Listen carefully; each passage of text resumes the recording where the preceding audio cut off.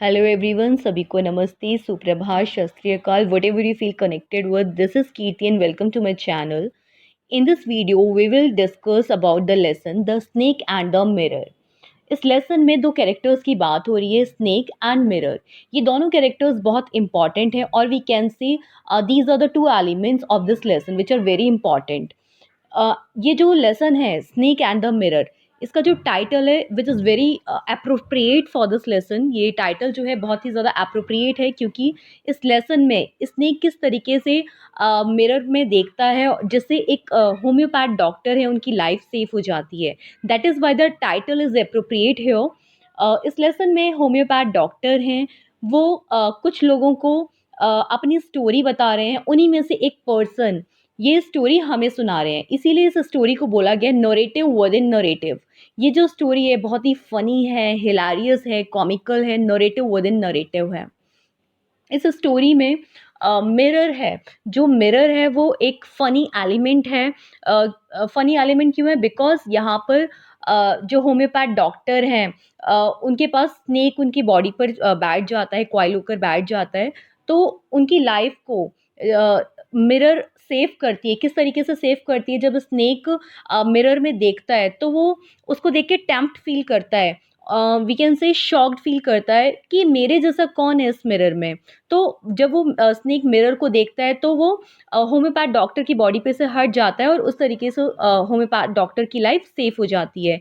इसीलिए इस लेसन में जो मिरर है बहुत ही फनी एलिमेंट है। Now let's read the important points of this lesson. Again have fun while reading the lesson. This lesson is written by Vaikom Muhammad Basheer ने ये लेसन लिखा है। He is author of this lesson. A bachelor homeopathy doctor lived in a non-electrified rented room with his few belongings and visiting rats. इस lesson में एक homeopath doctor हैं जो rent के हाउस में रहते हैं, उनका अपना घर नहीं है। No electricity supply to his room, उनके रूम में बिल्कुल भी इलेक्ट्रिसिटी सप्लाई नहीं है। रेगुलर ट्रैफिक ऑफ रैट्स है उनके रूम में, जहाँ पे डॉक्टर स्टे करते हैं। तो यहाँ पे होम्योपैथ डॉक्टर हैं और उनका अपना घर नहीं है, तो ये भी एक फ़नी है इस स्टोरी के लिए कि डॉक्टर हैं, उनका अपना घर नहीं है। A hot summer night, the doctor came back to his room after dinner. बहुत गर्मी का टाइम है, बहुत समर है, तो जो होम्योपैथ डॉक्टर हैं डिनर करके आती हैं। तो जब डिनर करके आते हैं तो उनको नींद नहीं आ रही होती है बिकॉज़ बहुत ज़्यादा गर्मी है। तो वो क्या करते हैं, विंडो ओपन करते हैं और अपना ब्लैक कलर का उनके पास एक ही इकलौता ब्लैक कोट है उसको रिमूव कर देते हैं, विच इज़ सॉलिटरी। तो उसको रिमूव करके हैंग कर देते हैं। एक उनके पास शर्ट है जो उन्होंने पहनी हुई है which is not so white, वो उसको भी उतार देते हैं। और एक गंदा सा वेस्ट उन्होंने पहना होता है उसको भी वो रिमूव कर देते हैं। देन वो विंडो ओपन करते हैं ताकि कुछ हवा आए जिससे कि उनको थोड़ा सा रिलीफ मिले, नींद आ जाए। तो अनलकीली विंड गॉड छुट्टी पे हैं, हवा भी नहीं चल रही होती है, तो वो सोचते हैं कि अब मैं क्या करूं। और नींद नहीं आ रही होती है, तो ये भी शायद फॉर्चुनेट इनफ है कि whatever happens for good is something proof. तो took out a book, open it on the table. वो उनको नींद नहीं आती तो वो एक टेबल पे जाके वहाँ पे एक बुक रखी होती है, उसको ओपन करके पढ़ने बैठ जाते हैं। He looked into the large mirror kept on the table and admired himself as a young, handsome, unmarried doctor. तो जब वो टेबल पे ही जहाँ पे बुक रखी हुई है वहाँ पे एक मिरर भी है, तो उस मिरर को देखते हैं। और जो वो बुक है वो एक मैटेरिया मीडिया है which is a medical book. और टेबल पे एक लैम्प भी रखी हुई है, कॉम भी है। तो जो होम्योपैथ डॉक्टर हैं वो उस कॉम को उठाते हैं और अपनी पार्टीशन करते हैं, अपनी हेयर का पार्ट्स करते हैं और मिरर में देखते हैं। ऑब्वियसली जब हमारे सामने मिरर होता है तो if you have mirror in front of you will be tempted to have look into the mirror. तो सिमिलरली जो होम्योपैथ डॉक्टर हैं वो मिरर में देखते हैं, अपनी रिफ्लेक्शन को देखते हैं और उसको देख के मिरर में जब अपने आप को देखते हैं तो फील करते हैं कि मैं कितना अट्रैक्टिव लग रहा हूँ। तो वो उस अपनी स्माइल को, अट्रैक्टिव स्माइल को प्रैक्टिस करते हैं और डिसीजन लेते हैं कि मैं कितना हैंडसम हूँ, मुझे डेली शेविंग करनी चाहिए। और अपनी अपनी ब्यूटी को, अपनी हैंडसम लुक को वो बहुत एडमायर कर रहे हैं। Heard the sound from the above again, but wasn't serious about it as rats also used to make such sounds. उनको कुछ साउंड की आवाज़ आ रही होती है, वो बट सीरियस नहीं होते, क्योंकि उनके रूम में बहुत ज़्यादा शोर वैसे ही रहता था, क्योंकि रैट्स कॉन्टिन्यूसली शोर मचाते ही रहते थे, वो उस चीज़ से बहुत ज़्यादा फ़ैमिलियर थे। तो उनको लगा कि रैट ही होंगे, तो उन्होंने वो अपनी ब्यूटी में इतना ज़्यादा खो जाते हैं कि उनको उनके रूम से जो साउंड्स की आवाज़ आ रही है वो उसको ध्यान ही नहीं देते। He analyzed that growing thin mustache and a smile on his face would make him more attractive. जब वो मिरर में देख रहे होते हैं तो एनालाइज करते हैं कि थिन मुस्टैच ग्रो करके और अपने फेस पे मुझे हमेशा स्माइल रखनी चाहिए, जिससे कि मैं और ज़्यादा अट्रैक्टिव लगूंगा। तो ये सारे थॉट्स उनके माइंड में आ रहे हैं जब वो मिरर को देख रहे हैं। Thought came to him of marrying a rich woman, a rich woman doctor with plenty of money and had a good medical practice. Gradually, his thoughts shifted from self admiration to planning of future marriage. अब वो धीरे धीरे उनके जो thoughts हैं ना वो convert होते चले जाते हैं, वो अपनी फ्यूचर मैरिज के बारे में सोचते हैं, प्लानिंग करते हैं कि मुझे एक ऐसी वुमेन से मैरी करना चाहिए जो कि बहुत ज़्यादा रिच हो, रिच डॉक्टर हो, उसके पास प्लेंटी ऑफ मनी हो, उसके पास बहुत सारा पैसा हो, having good practice in medical में उसकी बहुत अच्छी प्रैक्टिस हो। Wife must be a fat so that if he committed some silly mistake and needed to run away, she might not be able to run after him and catch him. This is a very funny lines. जो homeopath doctor हैं वो क्या सोचते हैं कि जो मेरी wife हो जिससे मैं शादी करूं वो फैट लेडी होनी चाहिए as is wife. So if he made something silly mistake, अगर वो कुछ भी मिस्टेक करता है तो उसकी वाइफ उसके पीछे भाग ना पाए। तो इसीलिए उसको क्या सोचते हैं कि रिच डॉक्टर होनी चाहिए, उसकी मेडिकल में बहुत अच्छी प्रैक्टिस होनी चाहिए, और थर्डली वो फैट होनी चाहिए ताकि मैं कुछ गलती करूं तो वो मेरे पीछे भाग भी ना पाए, मुझे पकड़ ना पाए। तो कहीं न कहीं ये रीज़न भी बहुत वैलिड है कि फ़ैट इसलिए होनी चाहिए कि अगर मैं कोई गलती करता हूँ, तो वो मुझे पकड़ ना पाए। तो वेरी मच वैलिड रीज़न उनके पास था इसका। वो इतना ज़्यादा mirrored, suddenly heard a third, उनको अचानक से एक थर्ड थर्ड एक रबर ट्यूब जो ग्राउंड पे गिरता है उसमें से एक आवाज़ आती है ना, उसको बोलते हैं थर्ड। तो एक थर्ड साउंड प्रोड्यूस होता है, and before he could see the object, जब तक कि वो किसी ऑब्जेक्ट को देख पाती है, a fat snake रिगल्ड over the back of the chair. तो एक फैट स्नेक जो है वो चेयर की तरफ आ जाता है and landed on his shoulder, और जो होम्योपैथ डॉक्टर चेयर पे बैठे हुए हैं उनके ऊपर, उनके शोल्डर की तरफ आके क्वाइल्ड कर लेता है उनको पूरी तरह से। The hood was spread out hardly 4 inches, और जो स्नेक की हुड है वो 4 इंचेस स्प्रेड हो रखी है उनके फेस से। Death lurked or hung 4 inches away from him, but he could do nothing. He sat as a statue, motionless, but his mind was very active. अब जब स्नेक बॉडी पे बैठा होगा तो कैसा फील होगा होम्योपैथ डॉक्टर को। Doctor set like a stone, वो एकदम स्टैचू की तरह बैठ जाते हैं, अफ्रेड टू मूव, उनको मूव करने में भी डर लग रहा होता है कि अगर मैं थोड़ा सा भी मूव हुआ तो ये स्नेक क्या करेगा, मुझे मार डालेगा। तो यहाँ पे जो होम्योपैथ डॉक्टर हैं बिल्कुल एकदम स्टैचू की तरह हो जाते हैं, बट उनका माइंड बहुत ज़्यादा एक्टिव होता है, वो माइंड में सोच रहे होते हैं।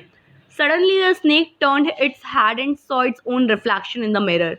अब यहाँ पे जो होम्योपैथ डॉक्टर हैं उनका माइंड तो बहुत ज़्यादा एक्टिव है, तो वो पहले जैसे सोच रहे थे मिरर को देख के कि मैं कितना हैंडसम हूँ, मेरे जैसा कोई और है ही नहीं।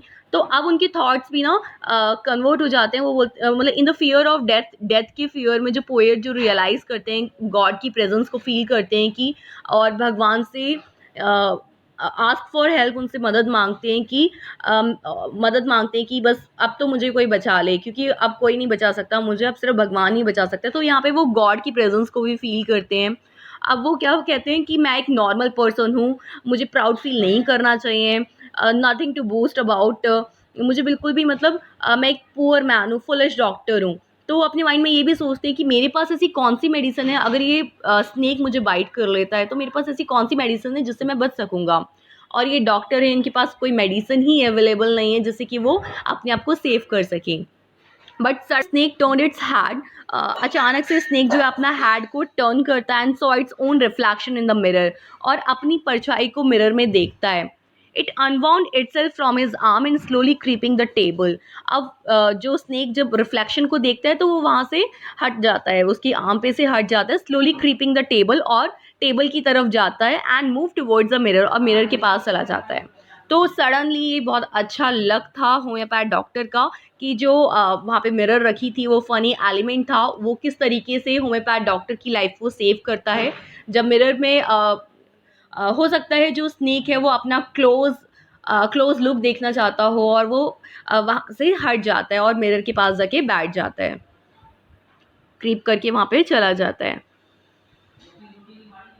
ये भी हो सकता है कि God wanted to make this homeopath doctor to realise the thing what is your real worth. ये भी हो सकता है कि भगवान उसको वो चीज़ रियलाइज कराना चाहते हो कि तुम्हारी रियल वर्थ क्या है, तुम लाइफ में हो क्या, तुम्हारा स्टेटस क्या है। क्योंकि पहले तो वो ही कह रहा था मैं हैंडसम हूँ, मुझसे ज़्यादा अच्छा कोई भी नहीं है, बट जैसे ही स्नेक उसकी बॉडी पे आ जाता है तो वो कहता है कि मैं तो एक मूर्ख डॉक्टर हूँ, मेरे पास मुझे इतना प्राउड फील नहीं करना चाहिए। तो God God plan to make him realise what is his real worth.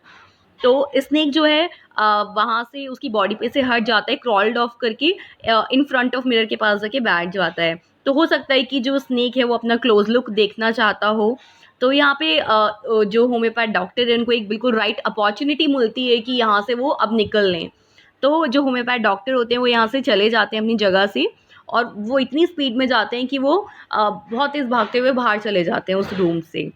Chair जैसे ही उनको अपॉर्चुनिटी मिलती है तो वो खड़े हो जाते हैं चेयर पे से and quietly went out through the door. वो डोर से बाहर निकलते हैं and run as fast as it could. वो जितनी तेज दौड़ सकते थे वो उतनी तेज दौड़ते हैं and reach a friends house, और अपने फ्रेंड के घर पहुंच जाते हैं सो दैट उनको कैसे भी करके उनकी जान बचे, वो भाग जाते हैं वहाँ से। Next morning, accompanied by his friend, he came to his room to take away his things from here. अगली सुबह जो होम्योपैथ डॉक्टर हैं वो अपने कुछ फ्रेंड्स के साथ अपने रूम में जाते हैं। He came to his room to take away his things from there. वो वहाँ से सामान उठाने के लिए आते हैं कि जो जो उनका सामान है वो यहाँ से ले जाएंगे। But there was hardly anything live for him. शायद ही कोई चीज़ वहाँ पे होगी उनके रूम में। सम thieves had stolen most of his things except the dirty waste. तो कुछ थीव्स को भी एक अपॉर्चुनिटी मिली जैसे ही होम्योपैथ डॉक्टर वहाँ से गए। कुछ थीव्स वहाँ पे आए और सारा सामान, उनके घर का सारा सामान ले गए एक्सेप्ट द डर्टी वेस्ट। सिर्फ एक डर्टी वेस्ट वहाँ पे छोड़ गए थे। तो आपने देखा इस स्टोरी में फिर लास्ट में डॉक्टर कंक्लूड करते हैं कि मुझे इतना ज़्यादा प्राउड फील नहीं करना चाहिए। तो कुछ जो लिस्ट ये होम्योपैथ डॉक्टर अपनी स्टोरी कुछ लोगों को बता रहे होते हैं, तो उसी में से एक पर्सन उनसे पूछता है कि इज़ योर वाइफ फैट, क्या तुम्हारी वाइफ फैट है? तो डॉक्टर क्या कहते हैं, no my wife is not fat, she is thin. वो थिन है and gifted as a runner, और वो रनर की तरह एक गिफ्टेड है।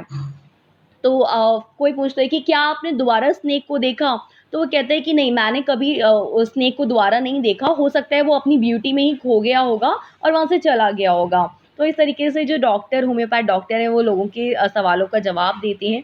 और पहले वो किस तरीके से बोलते थे कि मैं हैंडसम हूँ, उसके बाद जैसे ही वहाँ पे स्नेक आया तो उनको अपनी वर्ड समझ में आई कि मैं कुछ भी नहीं हूँ, तो मुझे किसी भी चीज़ का प्राउड फील नहीं करना चाहिए। तो इस स्टोरी से हमें बहुत अच्छा मैसेज मिलता है कि always you should know your worth. आपको आपकी लाइफ में क्या हो, आपकी वर्थ क्या है, उसको समझना चाहिए। Don't be like tempted with the materialistic thing. हमें मटेरियलिस्टिक थिंग पे टैम्प नहीं होना चाहिए, ब्यूटी से एडमायर नहीं होना चाहिए। We should always be thankful to god in every moment और every day of life. Because of his blessing we are something, और we can say you should aware what is your status. तो इस चीज़ के लिए भी aware होना चाहिए कि आपका स्टेटस क्या है, what you do to grow in your life. अपनी लाइफ में क्या अचीव करना चाहते हो, rather than just thinking about कि मैं कितना सुंदर हूँ, आई एम हैंडसम लुकिंग, मुझे इससे शादी करना चाहिए। पहले फर्स्टली आपको कुछ बनना चाहिए, देन आपको ये सब चीज़ें सोचनी चाहिए। Never ignore small things. हमें कभी भी छोटी छोटी चीज़ों को भी इग्नोर नहीं करना चाहिए, हमें एनालाइज करना चाहिए, हमें छोटी छोटी चीज़ों की वैल्यू समझनी चाहिए। नेवर हमें फ़ैमिलियर साउंड जो जिसको वो बोल रहे थे कि मेरे को तो फ़ैमिलियर साउंड है, तो पहले उस चीज़ को भी देखना चाहिए कि वो साउंड कहाँ से आ रहा है। अगर वो पहले ही देख लेते तो हो सकता है उनको ऐसी सिचुएशन को फ़ेस ही नहीं करना पड़ता। तो thank you very much viewers for taking the time to watch this video. Feel free to ask in the comment section. Till then, keep learning, stay connected. Thank you very much.